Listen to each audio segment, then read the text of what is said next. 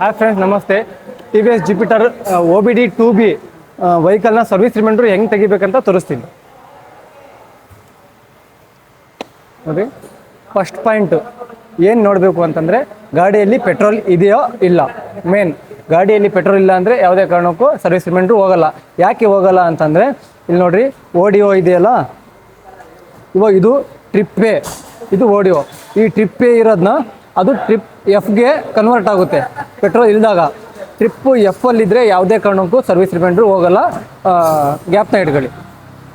ನಾವೇನು ಮಾಡಬೇಕು, ಟ್ರಿಪ್ಪೇಗೆ ಹಿಡ್ಕೋಬೇಕು. ಟ್ರಿಪ್ಪೇಗೆ ಹಿಡ್ಕೊಂಡು ಇವೆರಡು ಬಟನ್ನ ಪ್ರೆಸ್ ಮಾಡಿ ಕೀ ಆನ್ ಮಾಡಬೇಕು.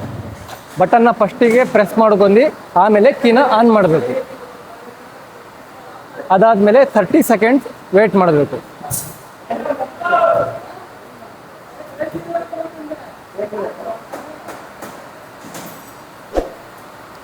ಇವಾಗ ಹೋಯ್ತು. ವಿಡಿಯೋ ಇಷ್ಟ ಆದರೆ ಲೈಕ್ ಆ್ಯಂಡ್ ಶೇರ್, ಸಬ್ಸ್ಕ್ರೈಬ್ ಮಾಡಿ.